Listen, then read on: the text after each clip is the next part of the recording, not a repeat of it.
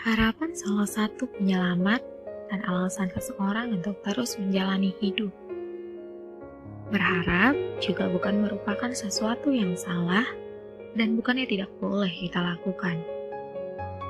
Namun, bagaimana jika harapan yang kita harapkan merupakan harapan yang sia-sia? Kenapa? Karena kita tahu akhir dari harapan itu.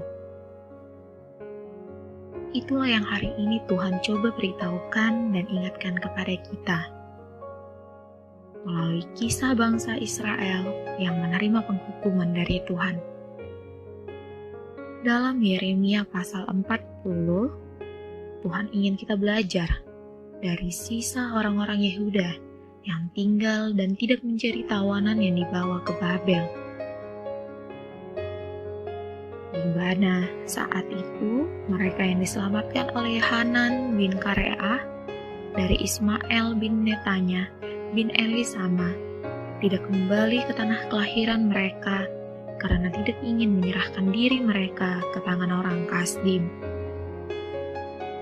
Mereka hendak berjalan ke arah Mesir menjadi orang asing di tanah tersebut.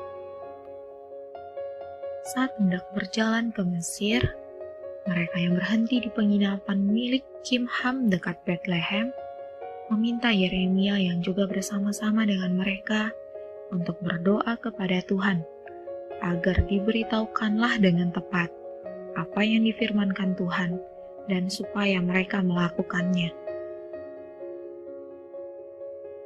Allah menginginkan setiap orang Israel mengalami penghukumannya, dan Allah menginginkan mereka kembali dan takluk kepada orang Kasdim. Allah berkata melalui Yeremia, jika mereka melanjutkan perjalanan mereka ke Mesir dan menjadi orang asing di sana, mereka akan mati oleh pedang, kelaparan, dan penyakit sampar. Ia adalah Tuhan yang Maha Tahu, dan manusia sering sekali melupakan hal ini. Ia mampu menyelami jauh ke dalam hati dan pikiran manusia. Tiada yang tersembunyi baginya. Dan sebagaimana hal tersebut, mereka lupa siapa Allah. Melalui Yeremia, Allah juga menegur mereka.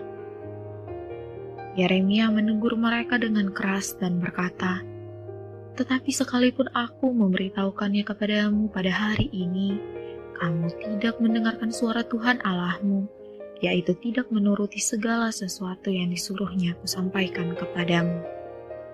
Yeremia pasal 42 ayat 21. Menilik dalam diri kita masing-masing. Kita juga salah satu dari sisa orang-orang Yehuda di dalam nats ini. Seringkali kita berusaha memohon kepada Allah untuk menuruti apa yang kita inginkan.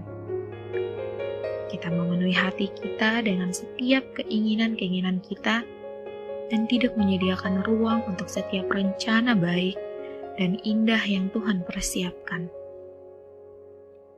Kita juga sering memohon di dalam setiap doa kita dengan harapan Tuhan akan mengabulkan keinginan kita. Padahal, kita sudah menerima jawaban bahwa itu bukan bagian untuk kita. Coba introspeksi diri kita kembali, pribadi lepas pribadi. Sudah seberapa seringkah kita melakukan hal sedemikian rupa? Sudahkah kita sadar akan dosa-dosa kita tersebut? Ingatlah bahwa kita adalah anak, hamba dan umat Allah.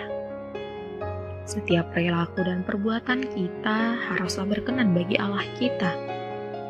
Karena hidup kita, hidup untuk Allah dan bukan untuk diri sendiri. Mari lebih peka lagi untuk setiap harapan yang kita harapkan. Jangan pernah mengharapkan yang sia-sia jika Tuhan berkata tidak, sekalipun berat untuk menerimanya.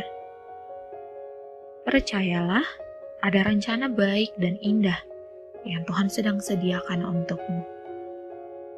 cukup beri ruang bagi rencananya di dalam hatimu. Sebab aku ini mengetahui rancangan-rancangan apa yang ada padaku mengenai kamu.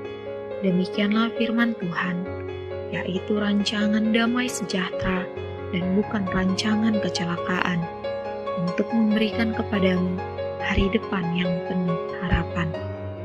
Yeremia pasal 29 ayat 11. Tuhan Yesus memberkati dan memampukanmu melakukan firman-Nya.